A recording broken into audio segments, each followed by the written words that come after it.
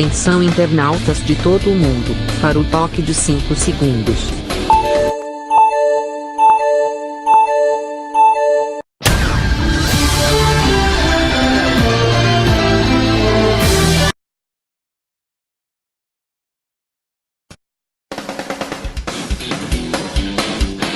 Atenção internautas de todo o mundo, para o toque de 5 segundos.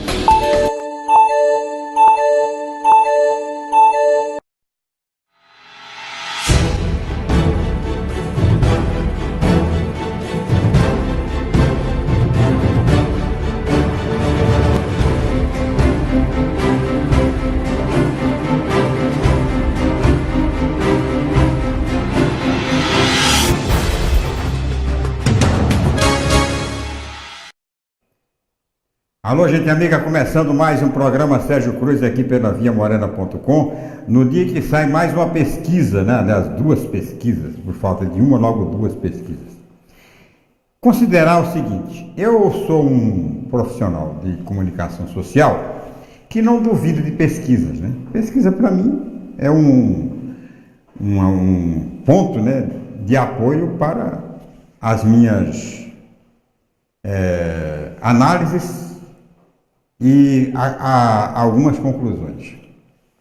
É claro que a pesquisa, quando ela favorece o candidato que a gente está apoiando, ela é sempre benfazeja, né? Sempre a gente termina acreditando que a pesquisa é honesta, é séria e tal.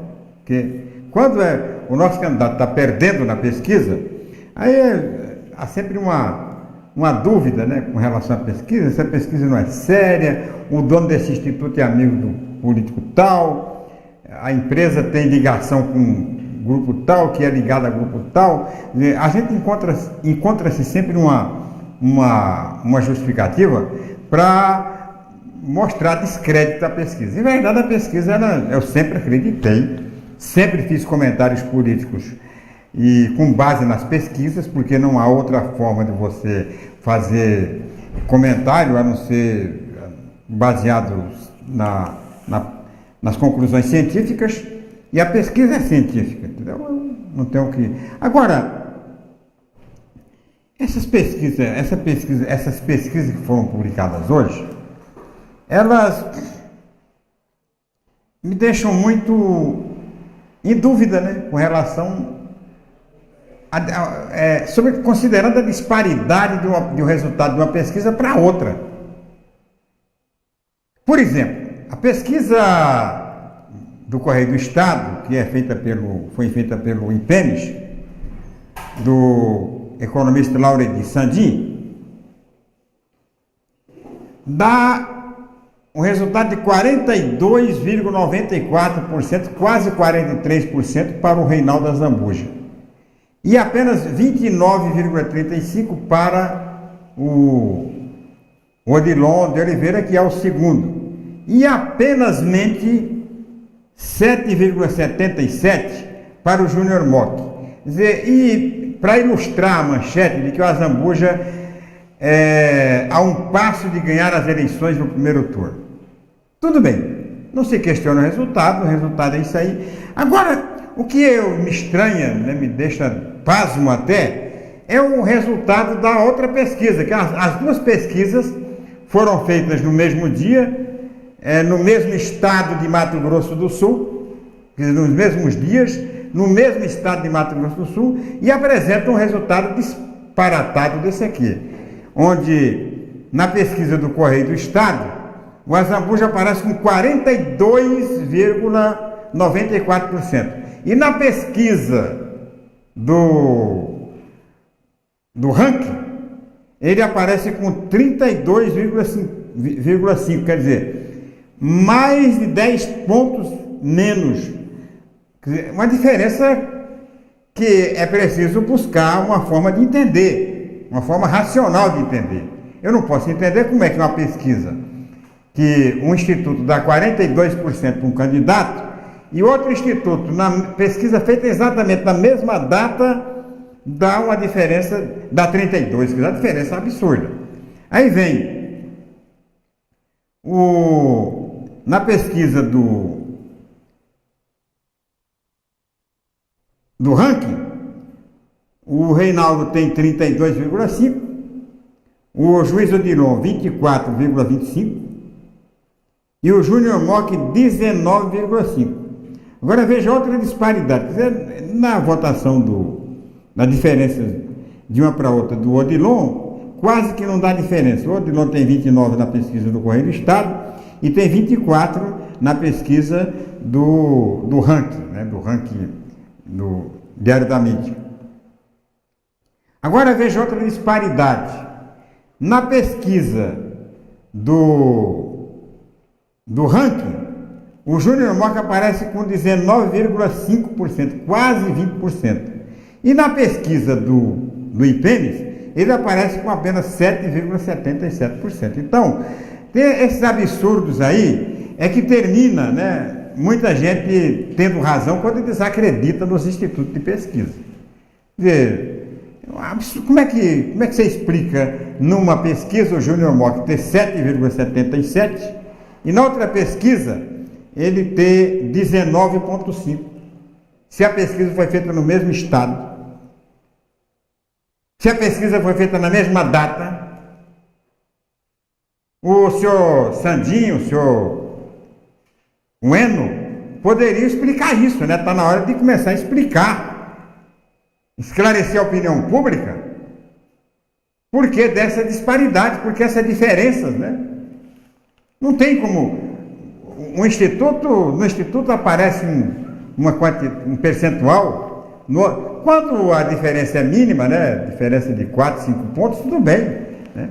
Não se discute. Metodologia não pode. A metodologia é a mesma. A metodologia é a estatística. Que você não tem como mudar a metodologia. Ah, mudamos a metodologia. Não tem isso de metodologia. Você pode mudar a metodologia, pode botar a metodologia de cabeça para baixo, ao quadrado, ao redondo, que o resultado tem que ser o mesmo. Como é que você justifica uma diferença de 10 pontos percentuais? Não tem como justificar. Como é que você justifica essa do Júnior Mock aqui de 12 pontos percentuais? Não tem como explicar. Não tem explicação. Daí o descrédito que muitos dão, que muitos atribuem à pesquisa. Poderão dizer que eu estou fazendo esse comentário porque o meu candidato está em segundo lugar. Porque essa diferença termina prejudicando, né, do ponto de vista psicológico, o meu candidato. Não é nada disso. Né? Aqui eu estou preocupado com a lisura da pesquisa. Um dos institutos está mentindo. Ou os dois estão mentindo. Porque não é possível pesquisa feita no mesmo território, na mesma data, apresentar resultados tão díspares, né? Tão complicados, tão difíceis de entender, né? Realmente não estou entendendo, não estou querendo achar que fulano tem menos, que fulano tem mais, que fulano devia ter mais, que fulano devia ter menos, não. O que eu estou procurando aqui é o fiel da balança, né? Saber quem está errado e quem está certo, porque um está errado. Um está errado aqui, ou os dois estão errados. Porque não é possível, não é explicável do ponto de vista da matemática, do ponto de vista da estatística, essa disparidade. Principalmente do ponto de vista da estatística, né? Ah, não, mas é que a metodologia do IPEMES é diferente. Não existe metodologia diferente. 2 mais 2 são 4 em qualquer lugar. Qualquer metodologia que você adotar para 2 mais 2 são 4. 2,5 mais 2,5 são 5. Não tem como mudar essa metodologia.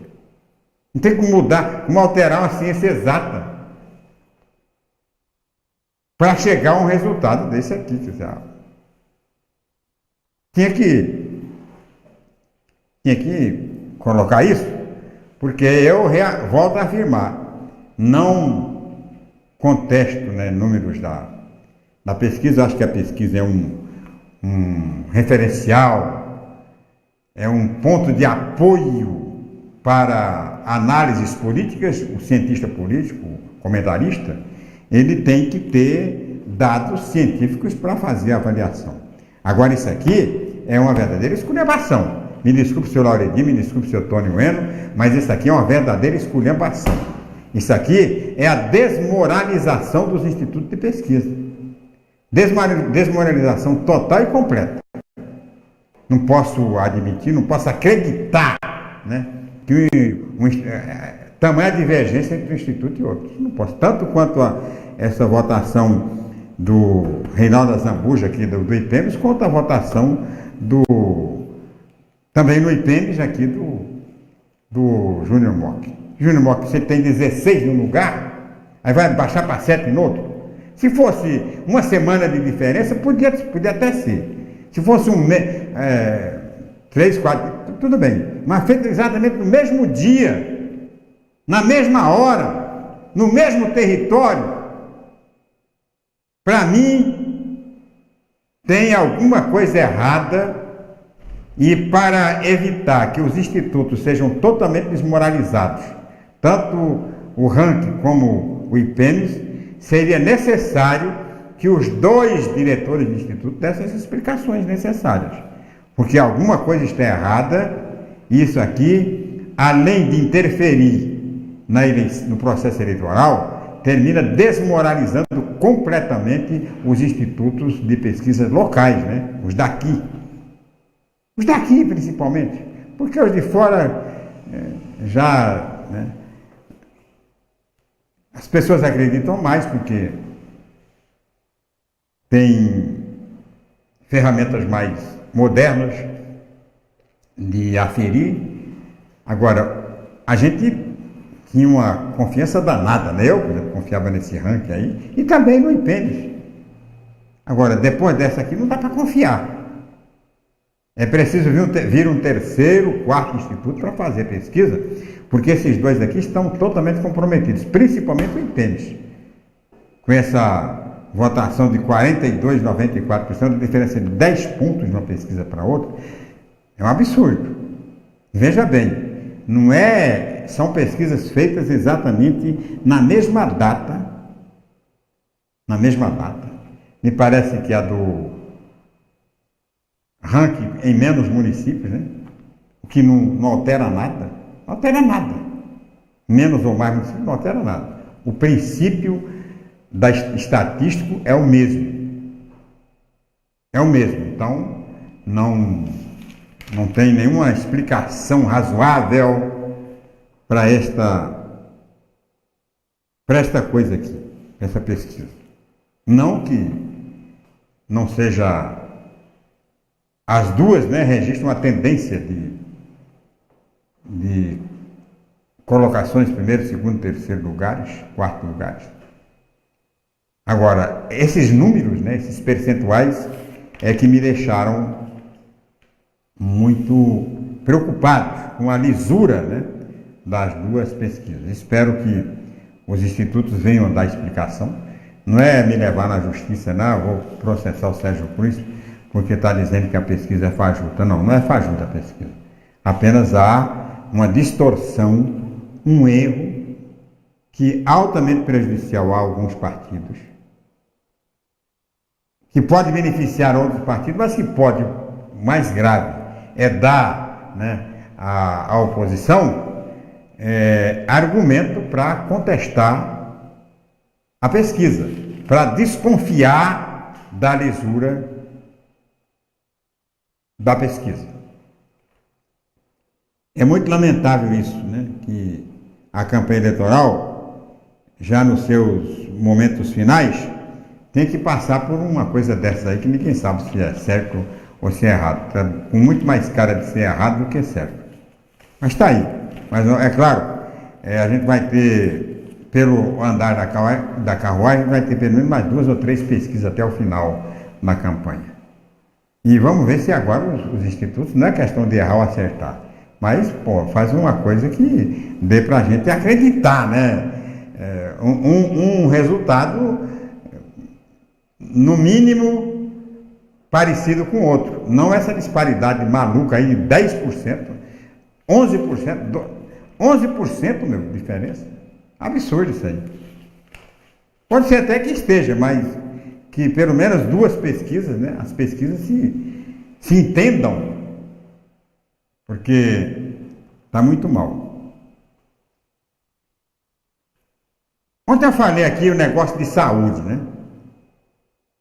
Pessoa que espera 7 anos por um exame no Centro de Especialidades Médicas do município de Campo Grande.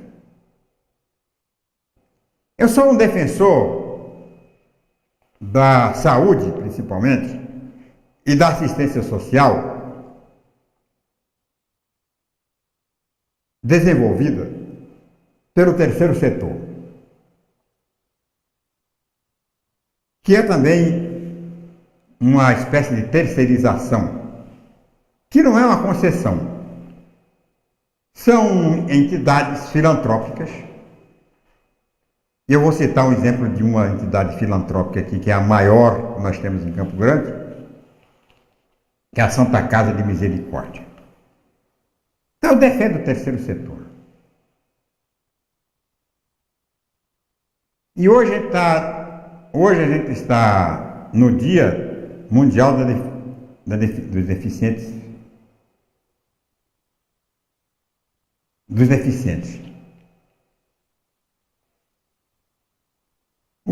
Andando pela cidade,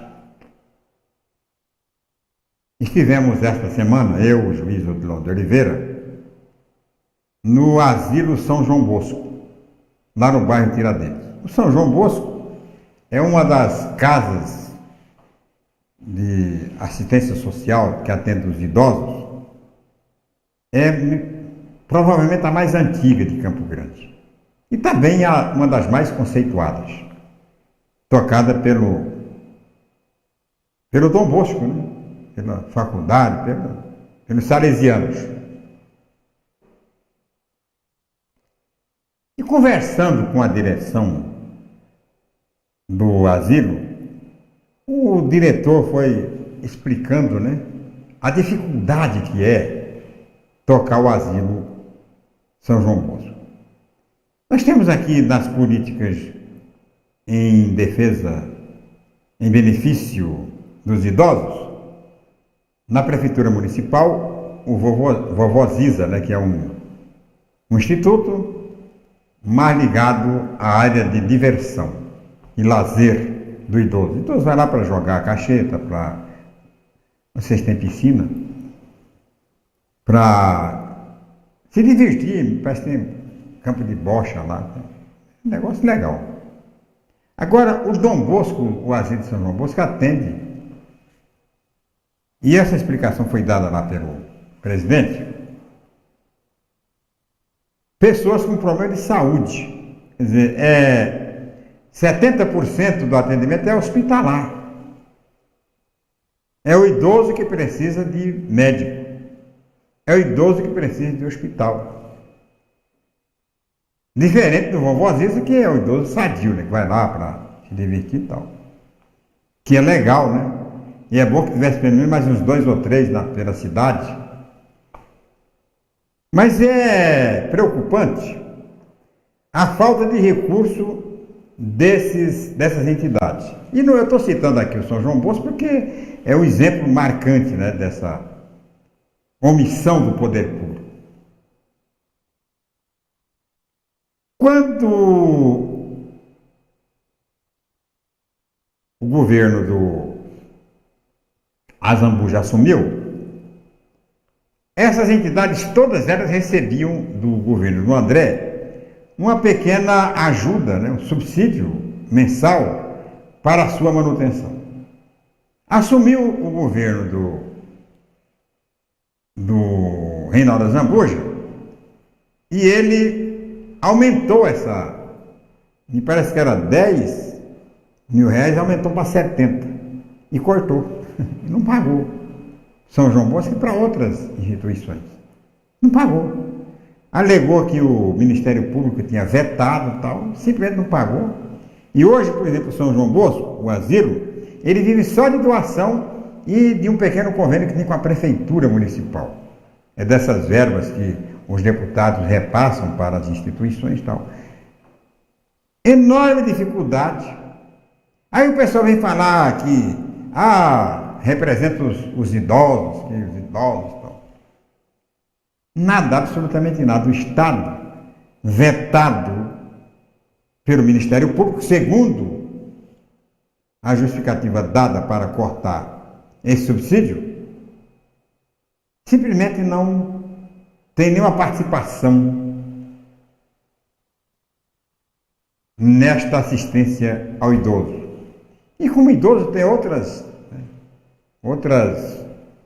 categorias que também não têm nenhum acesso aos recursos públicos.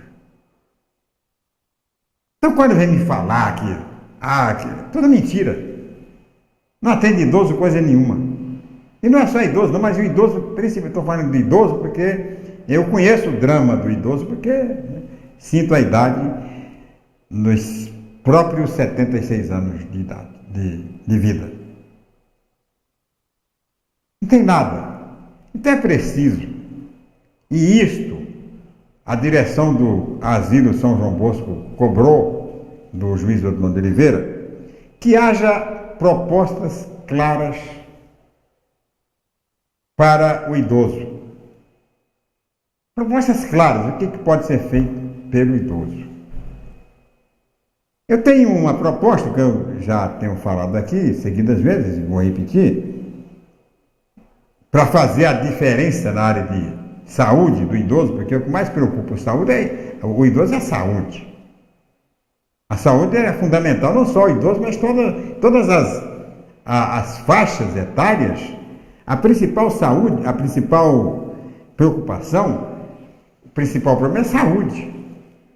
E eu tenho nas minhas propostas, encaminhadas ao plano de governo do Dr. Odilon, pelo menos duas que eu destaco. Tem outras propostas, mas essas duas eu faço questão de destacar. Primeiro, projeto para a construção do Hospital Geriátrico de Mato Grosso do Sul, com sede em Campo Grande. Mas o idoso não tem nem direito a um hospital comum, vai criar um hospital para idoso? Por que não pode criar? Claro que pode. É claro que pode, é só o governo querer. Dinheiro tem. Sensibilidade da sociedade para contribuir, se for preciso, numa parceria, tem. Por que não fazer? Essa é a primeira proposta. A segunda é garantir ao idoso acima de 60 anos de idade, todas as pessoas acima de 60, um check-up anual de graça. Então, eu tenho 60 anos, tenho direito a fazer um check-up. Vai criar uma lei, a lei vai regulamentar o check-up, quantos exames podem ser feitos, quais devem ser feitos e tal. Eu vou lá e faço os exames. Se tiver que adotar algum procedimento médico cirúrgico, que se faça. Você vai preventivamente, diagnosticar uma doença que pode custar muito mais caro, né? Se deixar correr, se não tiver o check-up. Não vou fazer check-up para ficar aí. Quando cai doente, aí pronto, aí não tem mais jeito e tal. Vai gastar uma verdadeira fortuna de dinheiro público, que o pobre não pode pagar o hospital. E como é que fica? Não é melhor fazer o check-up? Então são as duas propostas que eu tenho para os idosos. E que vou lutar, né? A partir do ano que vem, vou continuar a luta, que é uma luta já antiga que vem de outros tempos, e que eu vou continuar onde estiver, na Assembleia, no rádio, na televisão, nos jornais, onde estiver, eu vou continuar essa luta, assim como fiz a luta do direito à vaga, né, que terminou virando lei aí na Câmara Municipal. Vaga no trânsito, que era extremamente limitado, me parece que tem uma lei do Salimeiro e de outros vereadores, que terminou acertando, né, o problema das vagas para idoso e para portadores de necessidades especiais.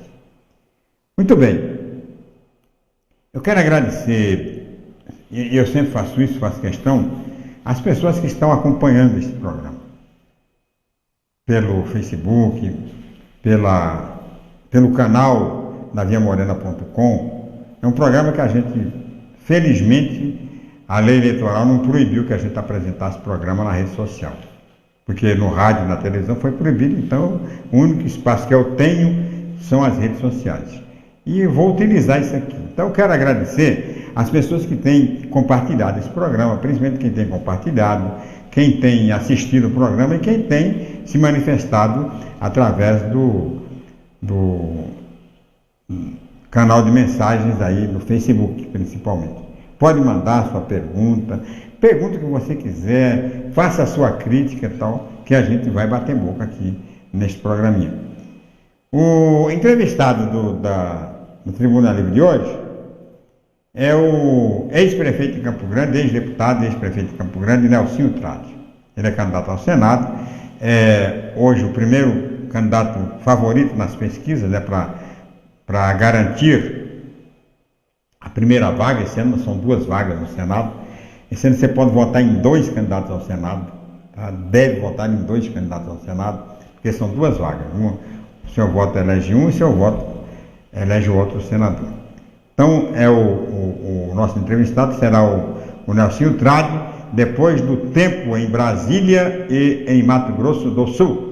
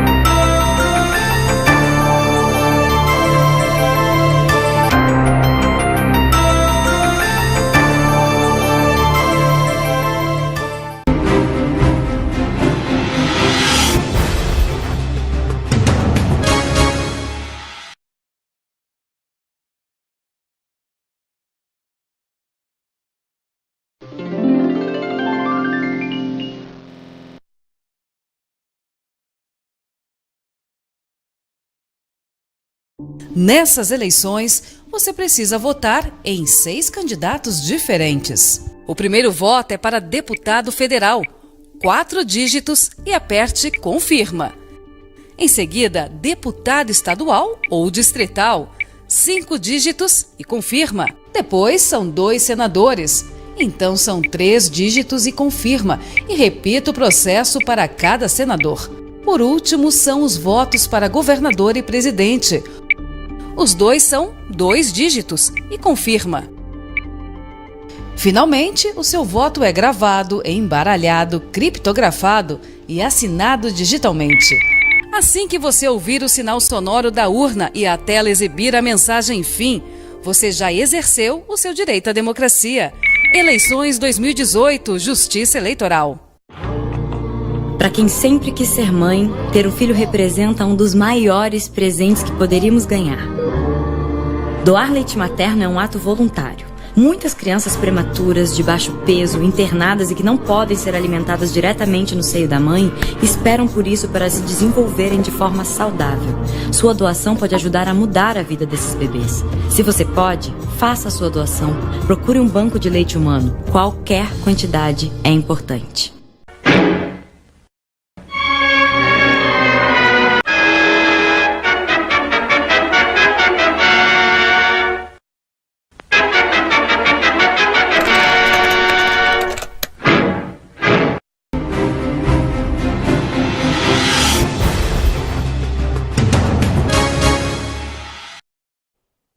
Muito bem, voltando com o programa Sérgio Cruz aqui pela viamorena.com, a gente vai à entrevista do dia. Participa da entrevista Marcos Faria, Carmen Sestari e o Benhor Ferreira. O entrevistado é o candidato a senador do PTB, Nelsinho Trade.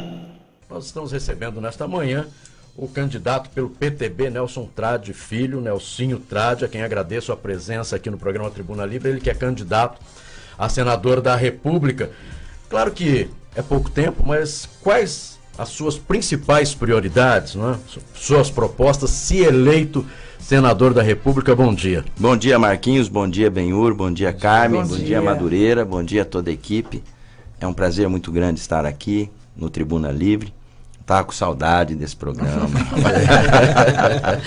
Faz hora que vocês não me chamam. É verdade. Bom dia a toda Campo Grande, todo Mato Grosso do Sul. A bandeira que eu levanto é o fortalecimento dos municípios. O que quer dizer isso? Em 2017, dezembro, a Confederação Nacional dos Municípios fez uma pesquisa que apontou que 75% dos municípios brasileiros fecharam as contas no vermelho. Aí fizeram a seguinte pergunta: por que será? Será que tem 75% de maus gestores? Aí foram ver que na Constituição de 88, quando ela foi promulgada, e ali foi definido os parâmetros da divisão do bolo tributário federal, a cada R$100 que caía no cofre público federal em 88, 36 voltava para os municípios. Certo. Hoje, voltam R$9. Ou seja, encolheu demais o percentual da receita que vem da União, do tributo federal para os municípios. E as demandas recaem muito nas costas dos municípios. Brasília ficou inchada, ficou gorda para o seu tamanho. 66% fica na União. O que nós vamos propor? Um enfrentamento dessa situação, com redução da máquina pública federal. É inadmissível, no governo Temer, nós termos quase 40 ministérios. Não pode. Nós temos que enxugar isso aí, fazer com que a máquina pública gaste menos com o governo para gastar mais com os municípios e com as pessoas. Eu estou levantando a bandeira do municipalismo. Toda campanha, a voz da população acaba dando um recado do slogan que você tem que levar. Os marqueteiros se debruçam, estudam sua vida, fala, você tem que ser o nosso senador, você tem que ser o senador de todos, você tem que ser não sei o quê. Eu fiz um discurso desse lá na sua Fátima do Sul, e uma pessoa levantou e falou o seguinte: o senhor é o senador das cidades. Ganhou meu voto. Eu quero ser o senador das cidades. O senador presente nos municípios do Mato Grosso do Sul. Principalmente no interior, quando a gente vai para lá. Sabe o que as pessoas pedem para você? Não some daqui. Volta para poder ver a realidade do nosso município, o dia a dia. Nós temos aqui senador, senadora, que a gente elegeu, que nunca mais veio no nosso município. Então essa carência das pessoas, do agente político imediato da população, que é o vereador, o prefeito, da presença do seu representante federal, é algo que está muito forte hoje na política do Mato Grosso do Sul. E não aparecer só de 4 em 4 anos para pedir voto, né? Exatamente. Então a gente tem isso muito claro. O que acontece daí? Mantendo essa lógica. Se destaca o deputado ou o senador que leva mais emenda para os municípios. Sendo que o próprio munícipe que paga um imposto pode fazer girar o seu município se essa divisão for igualitária, se essa divisão for mais justa. Porque onde que tem o buraco na rua? Onde é que tem a falta da vaga na creche? Onde é que tem o transporte escolar, a merenda escolar? Todas as coisas, as demandas acontecem nas cidades. Esse enfrentamento tem que ser feito. Daí a importância da gente refletir muito bem de escolher um presidente municipalista, escolher um governador municipalista, para que a gente possa alinhar essa nova conjuntura política do nosso país. E a sua experiência como vereador, deputado estadual, prefeito, né, de Campo Grande, a capital do Mato Grosso do Sul, pode ajudá-lo no Senado, Nelsinho? Olha, eu fico muito feliz de Deus ter me dado o privilégio de ter tido essa experiência. De ter aprendido muito com pessoas como o próprio professor Benhur. Fui vereador com ele. Tínhamos debates calorosos. Ele de uma ideologia e eu de outra. O saudoso William Maxud. Temperado pelo William Maxud, pelo Sérgio Martins. Pelo Abadio Rezende, pelo próprio Pedro Teruel, Matozinhos. Então, essa experiência que a gente adquiriu, como prefeito, como deputado estadual, ou seja, a gente seguiu uma trajetória na vida pública, você está preparado. Ou seja, eu fui ver o que um senador faz e o que ele tem de direitos, de obrigações e de deveres. Está no artigo 52 da Constituição Federal. Para ver se eu conseguia dar conta de fazer isso. E eu digo para você, estou preparado, estou pronto. Dia desses um repórter me perguntou, o que é mais gratificante, ser executivo ou legislativo? Eu fiz uma lei que o Benhur ajudou a aprovar, que garante o acompanhamento da mãe ou responsável legal a criança que precisar de internação na enfermaria. Antigamente não podia, as crianças ficavam sozinhas, às vezes amarradas no berço. Uma lei que virou uma lei nacional. Ou seja, você quando tem sensibilidade, vê um problema e tem uma boa ideia e debate com o parlamento saudável, essa lei vira, como virou, uma lei nacional. Como prefeito e executivo, a gente conseguiu transformar Campo Grande. Podem falar o que quiser, eu tenho 1.044 obras na cidade. Nós executamos 4 programas de aceleração do crescimento, fazendo grandes artérias de ligação entre o centro e a periferia. Imagine Campo Grande sem essas obras, sem essa Duque de Caxias quadruplicada para cada lado, sem Ibiruçu Cerradinho, sem o Lagoa, sem o Segredo, sem o Cabaças. Ou seja, toda essa nossa trajetória nos credencia estar nos indicadores que nós estamos hoje. As pessoas reconhecem isso. E só para encerrar, e você como vereador representou a população de Campo Grande. Como deputado estadual, 79 municípios. E aí como prefeito, sentiu a dificuldade desses recursos, dessa situação do governo federal que não chegava. E claro, como prefeito, se cobra muito com relação à saúde, segurança, educação, e às vezes e aí foi o que você falou, com dinheiro escasso é muito mais difícil para administrar. É verdade. Eu quero dizer para você o seguinte, eu peguei um momento diferente, né? Herdei uma prefeitura diferente, sem dívidas, com dinheiro em caixa, as coisas arrumadas, concluí as 18 obras que o antecessor deixou, implementei com uma equipe extremamente feliz, que foi a minha escolha, um programa de avanço em Campo Grande. Agora, eu sei o que é bater na porta do senador. E eu disse aí também, numa pérola aí que deu na minha cabeça, que primeira coisa que eu vou fazer no gabinete é tirar a minha porta. Certo. Eu não quero que tenha porta para não ter dificuldade. O dissabor do cara nem querer bater. Ele já vai entrar direto, entendeu? Porque, cara, é impressionante como que a gente escuta isso. É até inacreditável. Tem prefeito de cidade pequena que fala, eu não sou recebido, porque a minha cidade não tem. E às vezes a cidade tem vereador pequena que fala, eu tenho que deixar até a minha certidão de primeira comunhão. E cidade pequena com dificuldade, inclusive, do dinheiro para sair da cidade dele para chegar até Brasília. Porque você chega em Brasília, às vezes o senador não está lá para te receber, você tem que ficar no hotel, você tem que se alimentar, aí tem a viagem. Então, às vezes, né? Exatamente, então sim, a dificuldade. Sim. Uma questão ligada à questão da saúde. Você é médico, então que você pudesse... O que você imagina sendo senador da República na questão que aflige o brasileiro ao lado da violência, a questão da saúde, e aproveita também que é uma questão mais local, mas acaba também, quero ver tua opinião. Tá tendo uma polêmica na campanha sobre a caravana da saúde. Sim. Então eu quero saber a tua opinião, se puder começar por uma questão mais local, mais regional, e como é que você se imagina na questão da saúde sendo senador da República? Bom, primeira coisa, tudo que vem para a saúde, mesmo assim ainda é pouco. Saúde é um artifício caro, ainda mais com o avanço da tecnologia, com a informação que está disponível hoje para o paciente. O paciente mudou, ele chega na sua frente, no seu consultório ou na rede pública, com a impressão feita pela internet do Dr. Google, dos sintomas que ele tem, dos exames que ele tem que fazer e da mais alta tecnologia que tem que ser empregada no seu tratamento.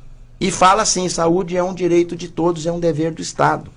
Ou seja, saúde, nós temos que promover algum instrumento para gerar mais financiamentos para a saúde. Ponto número 2. Descentralizar a saúde.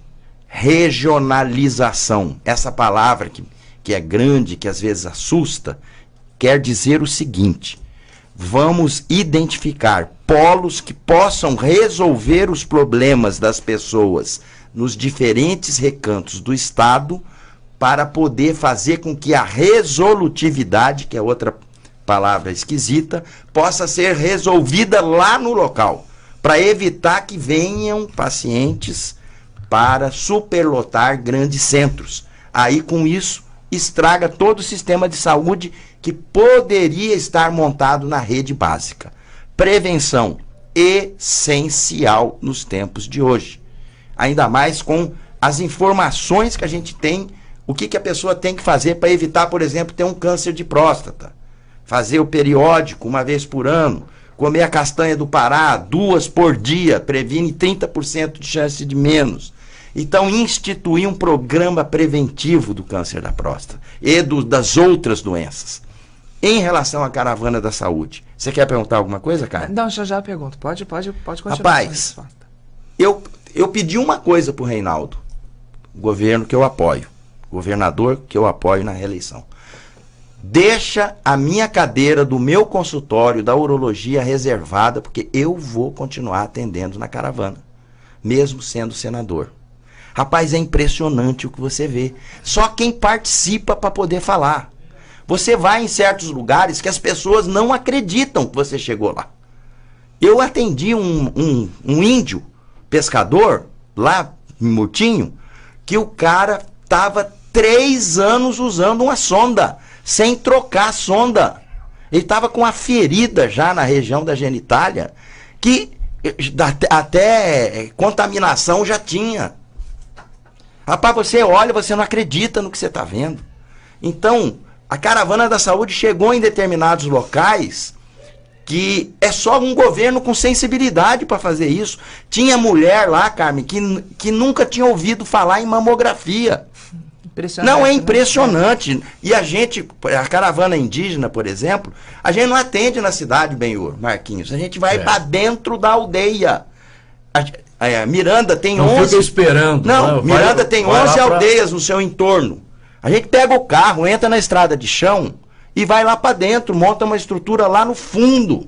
Então nós fizemos isso em Amambai, deu para ver as etnias indígenas, aqueles que são mais sofridos, aqueles que têm mais cultura. Agora, uma coisa é positiva nessa história toda. Os agentes de saúde e as informações já chegam, porque eu sou urologista. Eu tenho que fazer o exame do toque retal. Imagina eu fazer um exame de um toque retal num cacique. E o cara sabia, o cara sabia que tinha que fazer. Olha que legal. Então, é muito assim, essa situação da caravana foi uma coisa muito positiva. É lógico, porque tem oposição. Os críticos vão falar, não serve para nada, que não sei o que, serve sim. 70 mil pessoas foram operadas, cara. 70 mil pessoas saíram da fila. E como que não serve? Serve, tem que continuar, e é lógico, não é só isso. O governo está fazendo a questão da regionalização, vão fazer os hospitais nos polos das cidades. Então, eu penso que nada na vida se conquista do dia para a noite. Tem que ter tempo, dar tempo ao Carmen, tempo. me permite rapidinho, Claro. se você puder. Algumas pessoas já ouviram alguns críticos dizendo do pós-operatório. Olha, porque é importante. Assim, como leigo, eu estou perguntando. Algumas pessoas, os críticos dizem, mas porque o pós-operatório, às vezes tem pessoa que tem dificuldade, enfim. Qual que é a tua visão? Você pensa que as pessoas vão na caravana, opera e tchau, vai embora? Fica uma equipe lá para acompanhar o pós-operatório. Isso acontece na minha área. Eu sou o responsável. Eu fui, né? Porque agora eu estou licenciado, o responsável pela urologia. Eu ligava para os residentes para poder me acompanhar, para poder cuidar do pós-operatório que a gente tinha que fazer. O oftalmo é a mesma coisa, a ginecologia é a mesma coisa. Agora, complicação. Complicação tem em qualquer... No Einstein tem. O índice de complicação lá onde o Bolsonaro está internado é o mesmo da caravana. Agora, a gente arregaçou a manga e foi para os locais onde jamais o ser humano podia imaginar que a saúde chegava lá. E não chega só os atendimentos médicos. O Tribunal de Justiça é o maior parceiro da Caravana da Saúde, endossou, avalizou a Caravana da Saúde. Então, quem que está errado nessa história? Nós que estamos fazendo ou os críticos que só falam? Eu gostaria de saber, Nelson, qual a sua avaliação ou a sua percepção com o cenário nacional, a disputa presidencial, que ela está sendo, essa eleição, ela está sendo atípica em todos os sentidos. E essa polarização, né, nos extremos aí da esquerda e da direita, as brigas e rompimentos, inclusive, de amizade pelas redes sociais, né, tá despertando assim paixões e ódios. Qual é a sua avaliação dessa disputa eleitoral para a presidência da República? Muita calma nessa hora. É um grande ditado que tem que servir. Acabei de tomar um chazinho aqui agora, hoje estou com a agenda cheia, vou acompanhar o governador Reinaldo para o interior. Eu penso o seguinte, se você for analisar as últimas eleições de presidente, faltando 10 dias para terminar a campanha, teve candidato que subiu 15 pontos. Olha só esse dado. Então nós ainda estamos com 16, 17 dias para... Então estamos no time para ver, porque o brasileiro é assim mesmo, ele está palpando. Uhum. O brasileiro está palpando. O brasileiro, você pensa que ele vai largar... Aquele que deixa tudo para a última hora vai continuar o ditado. A abstenção vai ser a mesma coisa do que sempre foi. Uhum. Não vai ter essa história do cara não ir, não. O cara vai.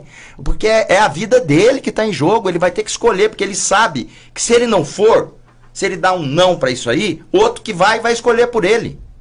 E ele tem competência para poder escolher. Agora, eu tenho uma premissa na minha vida. Eu sou a favor do entendimento, do diálogo, de você poder convergir as coisas. Sou contra radicalismo, seja de que lado for. Acho que isso não leva a humanidade a lugar nenhum. Num próprio relacionamento entre duas pessoas, se você não tem a percepção de, com muita calma, sentar para conversar, você não vai se entender. Então eu entendo que o Brasil precisa disso, de um amplo entendimento. Eu sei que tem paixões, isso é normal, é bom da política, é da democracia. É igual você, por exemplo, Corinthians e Palmeiras. Entendeu? O Flamengo e Botafogo. O Flamengo, onde o Botafogo perdeu do Bahia. Mas fizemos um golzinho lá que vai salvar a gente. Falar nisso, parabéns pelo seu Verdão, né? Jogou muito, cara, jogou muito. Eu gostei da arrancada do Dudu, que eu sou centroavante, né? Eu costumo me espelhar em quem faz o gol. Observa a arrancada que esse cara deu para poder fazer o segundo gol do Palmeiras. Dá tempo de acompanhar a partida de futebol? Eu assisti à noite, a hora que eu cheguei no Jornal da Globo. O resultado, né? Mas eu gosto do Palmeiras porque o meu avô italiano, Mandetta, era palmeirense. Então, palestra Itália, ele falava. É verdade. Mas é isso aí. Agora, Nelsinho, como é que está... Nós temos aí o Brasil, né, com muitas dificuldades quando se fala na política, porque muitos escândalos, né, políticos presos. E a hora que você vai conversar com o eleitor, como é que está a situação? Ou seja, olha, se apresentar, exatamente, se apresentar, olha, não é como candidato ao Senado e ao mesmo tempo ter que justificar por alguns que infelizmente colocaram o país nessa situação. É natural que haja, principalmente no início da caminhada, da campanha, assim, um certo distanciamento. Mas as coisas estão sendo superadas, as pessoas vêm, fazem perguntas em relação a isso. Eu fico muito tranquilo porque eu estou sendo acompanhado por um governo que saiu de último lugar da transparência, hoje é primeiro. Certo. Do Brasil. Quem quer fazer transparência, entra no site do governo do Mato Grosso do Sul, porque é o primeiro do Brasil. Então, muitas das acusações que a gente pode sofrer estão lá no site da transparência. Se não fosse esse instrumento democrático... Agora, O que tem de bom nisso, Benhur? O aparato dos órgãos de controle que estão se aperfeiçoando. A corrupção sempre existiu em todas as épocas, desde o descobrimento do Brasil. É que não se descobria antes. Agora, com o aparato da Ministério Público, do Polícia Federal, da CGU, do Tribunal de Contas, estão se aperfeiçoando naquilo que é o dever deles fazer. Às vezes as pessoas falam, mas você não fica chateado, o Ministério Público acusou disso, o CGU fez aquilo, mas é o dever deles fazer isso. Quem entra na vida pública tem que entender que a sua vida está aberta. Uma vez o meu pai me falou, você vai sair do seu consultório, você vai ser um homem público. Você sabe o que é isso? Eu falei, sei, pai, você é vereador. Ele falou, não é não. Você vai ser uma pessoa do povo. Sua vida vai estar aberta. Você quer isso? Como é um dom que eu vi meu pai lutar a vida toda por isso, a gente sempre se espelha no pai da gente. Senão você não estava aqui. Não é isso, Marquinhos? Exato, claro. Então, a gente realmente sabe muito bem o quadrado de cada um. Cada um no seu quadrado desempenhando a sua função. Ministério Público a dele, a nossa, quando é acusado, investigado, responder dentro da lei, tudo certinho. Agora, não pode ter prejulgamento.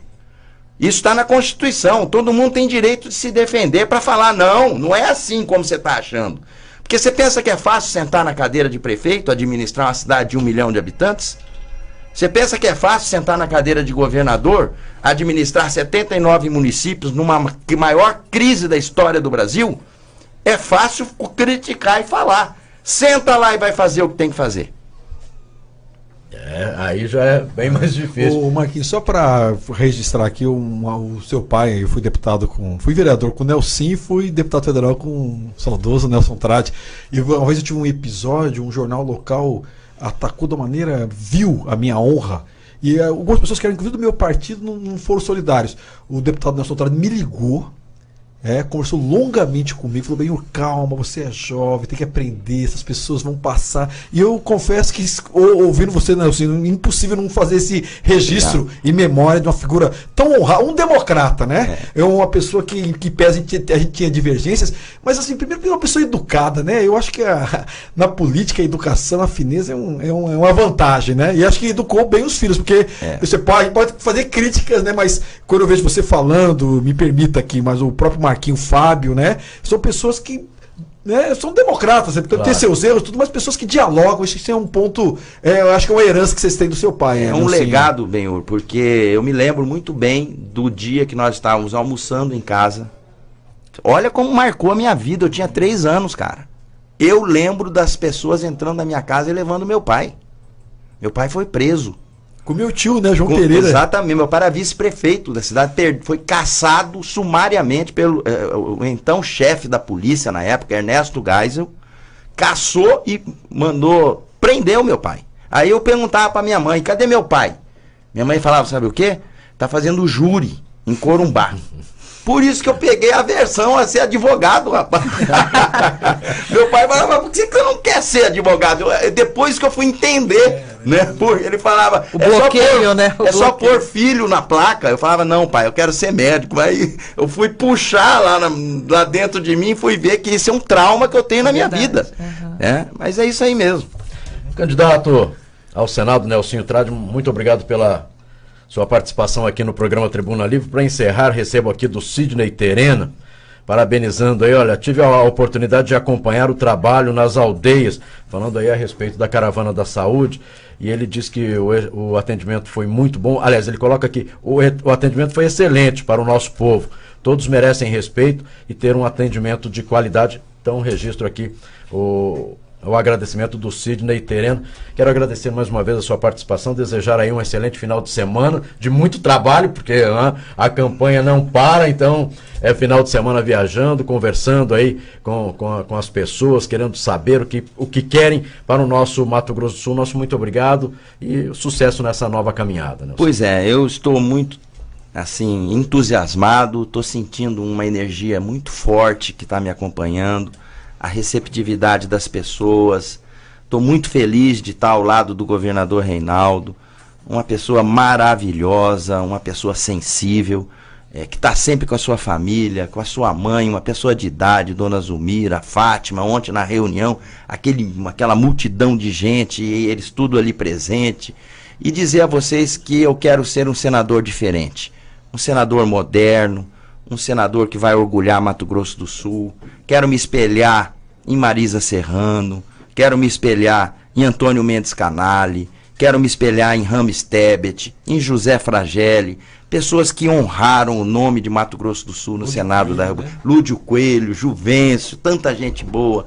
E podem ter certeza, vou ser o senador das cidades, presente, participativo, fazer os enfrentamentos que tem que fazer.